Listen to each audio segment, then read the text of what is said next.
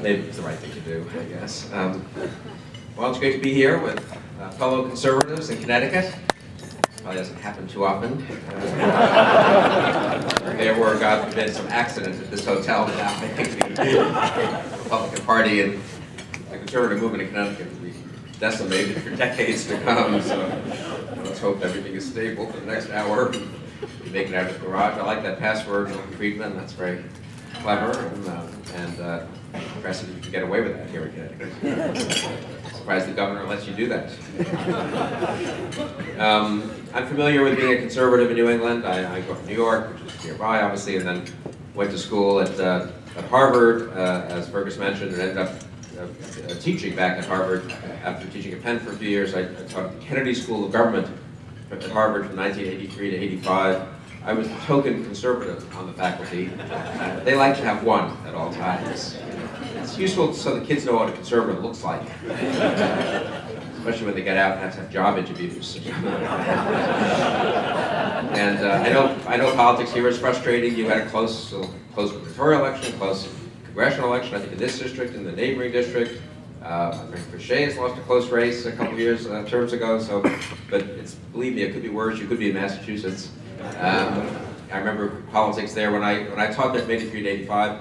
We lived just outside Cambridge in Belmont, Massachusetts. Nice community just to the east of Cambridge, west of Cambridge rather. And Tip O'Neill was our congressman. He was Speaker of the House, a revered figure, obviously in Boston. Totally Democratic congressional district. It had been John Kennedy's congressional district, the 8th CD in Massachusetts. Totally Democratic congressional district. And I remember voting, to give you a sense of politics there. I remember voting in November '84, and I voted for Reagan for re-election for the presidency, obviously. He won Massachusetts that year, as he did every state except Minnesota. I remember voting for a nice man named Ray Shamey, who ran against John Kerry in Kerry's first Senate race. Kerry won easily. I'll interrupt and say that I ran into John Kerry about 3 or 4 years ago in the green room at Fox News Sunday, where you hang out before the show. And Kerry vaguely remembered that I had some Harvard and Massachusetts connection. So he said, "Did you teach up there?" And I said, "Yes, actually, we met a couple of times when I was teaching at the Kennedy School and getting to teach a lieutenant governor before running for Senate." And I said, "I was there during your Senate race, and in fact, I voted against you, Senator Kerry." Maybe you're not aware of this, but John Kerry does not have a great sense of humor. And he looked at me with like astonishment, and I said, nothing personal. I mean, I was just a Reagan Republican. I only won easily, didn't matter, obviously. And he drew himself up and looked down at me and said, "Bill, my opponent was not well qualified for the office." Gee, Senator Kerry, lighten up. 25 years ago. Anyway, so I voted against John Kerry, and as a loyal Reagan Republican, I voted for the Republican running against Tip O'Neill. I tried to vote for the Republican running against Tip O'Neill, even though I knew it was a full disgrace. And I remember the next morning, this was pre-internet, obviously, so my wife had the Boston Globe open to the election returns. And I remember Susan was looking, I asked Susan, just out of curiosity, I knew Reagan had won, I knew Kerry had won. I remember saying, just out of curiosity, how many votes did the Republican running against Tip O'Neill get? And Susan looked at the Globe and then looked again at the paper and said, "I hate to tell you this, there was no Republican running against Tip O'Neill." And I said, I know I voted for someone. It turned out I had voted for the communist. It's a true story, actually. I'll tell you the follow-on to that story, which I don't normally tell, but you'll appreciate more since many of you are from New York or know New York. That was in '84. So I spoke in 1996. I did a debate at the Jewish Theological Seminary, which is the main center of conservative Judaism's education.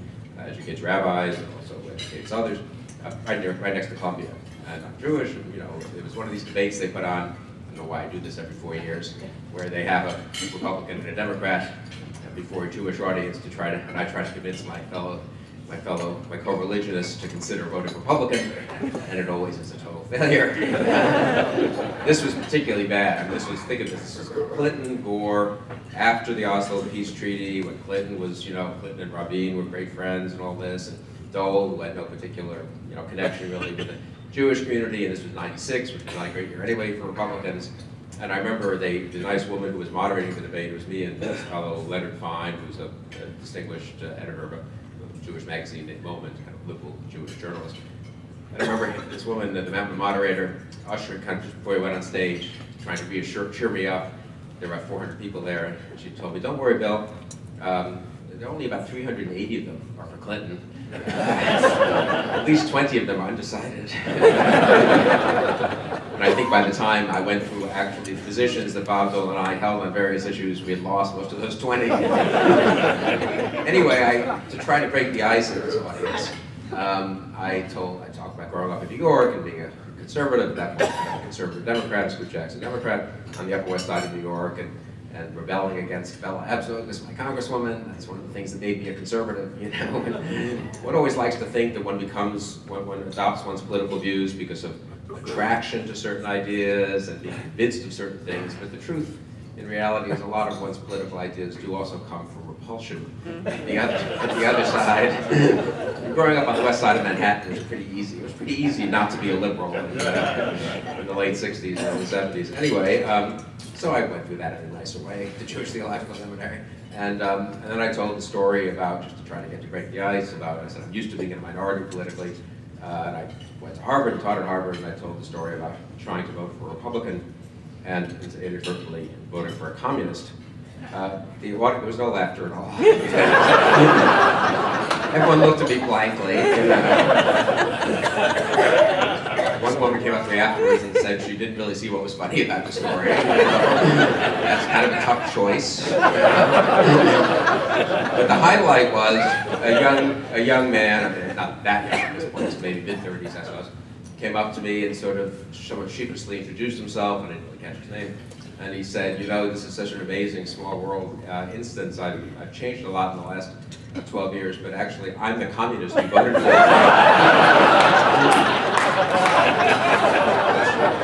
If you know anything about, it's sort of perfect. If you're Jewish especially, it's perfect that he would be there. The Jewish Theological Seminary. It's just too good.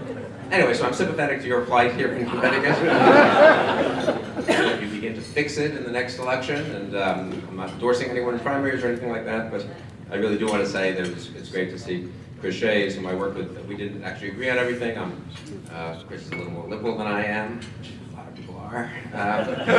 We worked a lot on foreign policy issues, though. Chris was really a principled congressman and a real leader on foreign policy.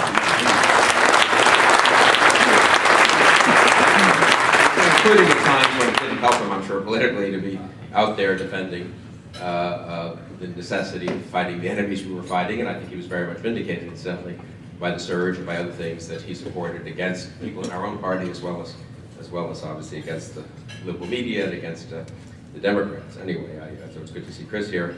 Let me be brief and leave some time for comments and questions. Let me get back to work. There are still some jobs here in Connecticut, right?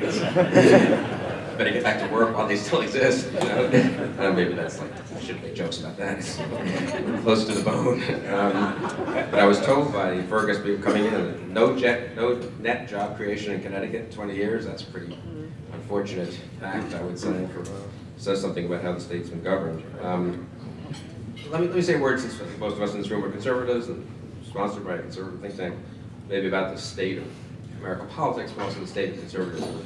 I've been thinking about this a little because I'm going to go from here to Yale, where there's a symposium organized by some students, actually very impressive young men and women, in honor of the fact that this is the 60th anniversary of Bill Buckley's book, God and Man at Yale. And I guess, therefore, the 60th anniversary of his graduation from Yale. It's like that book was his senior thesis. Precocious guy, Bill Buckley, and so they actually have a very sort of high-class bunch of panels and a dinner. Henry Kissinger is showing up to praise Buckley, which is awfully nice of him. Did you actually? I don't know if I have the nerve tonight to make a joke about the fact. Did you see this this morning online or in the papers? Henry Kissinger met with Herman Cain yesterday. And there's an extremely comical photo, I've got to say, of the two of them sort of sitting, you know, in an awkward way, and as they brought the photographers in to see that conversation. Sometimes in the Weekly Standard, the scrapbook, we have this kind of comical thing where one of our assistant editors, a very clever guy, does these thought bubbles for photos that, what are they really thinking? And I attempted to do that with Kissinger and Herman Cain. It's an odd conversation. Kissinger probably has a slightly different understanding of 999 than Cain does. Okay, maybe I won't say that tonight. But I was thinking a little bit about the history of conservatism because of this, thinking about Bill Buckley's legacy and his life. And I think it's pretty actually easy when you think about it to divide the history of the conservative movement in America into 2 and now 3 phases. The first, which really we could begin arbitrarily, I suppose, in 1955 with the founding of the National Review, was opposition. Opposition to big government liberalism, opposition to liberalism when it was soft on communism, opposition to various progressive projects. Some of that opposition, in my opinion, was not entirely correct, incidentally. I mean, liberals were right about some things at different times in the 20th century. But the movement began in the 50s. It was really mostly an oppositional movement. It had its moments of victory in different states and different localities, but obviously finally came to power with Reagan in 1980. So the first quarter century of conservatism is in opposition. I think it's a very impressive period, incidentally, when you look at how united the forces were against Bill Buckley in 1955, or really even against my father, Norman Pahartz, and the neoconservatives around 1970, how the culture, the academy, the political establishment was just so dismissive of the notion that you could actually have a governing conservatism in America, that you could move back towards a respect for free markets, that you could actually defeat the evil empire, that it wasn't crazy to make the case for some traditional values and social structures, that things like welfare shouldn't just grow forever, it should be reformed, and lower tax rates. I mean, one forgets just how unpopular those positions were. Milton Friedman became sort of a revered figure later in life. He got the Nobel Prize, but I remember in college, in the early 70s, we had Samuelson's textbook on economics, and Friedman was considered almost a crank. It was like, well, he happened to be teaching in Chicago, and he was such a smart guy, and had done such good historical work, you couldn't quite dismiss him.